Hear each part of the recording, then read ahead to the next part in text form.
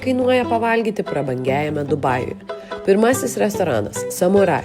Neribotas suši meniu už 26 eurus asmeniui. Nedidelis tvarkingas restoranas su dideliu suši pasirinkimu, įskaitant sashimi. Kainos ir kokybės santykis 8 iš 10. Kadangi dievinu suši, suvalgėme net 4 raundus.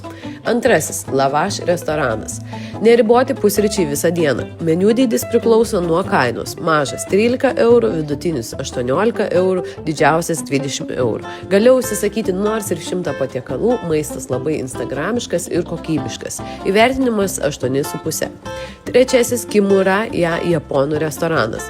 Neribotas meniu už 44 eurus žmogui. Didžiulė lėkštė vagių, kurią patys grilinome, platus užkandžių, suši ir nealkoholinių gėrimų pasirinkimas. Maistas 9 iš 10. Tikrai patiko.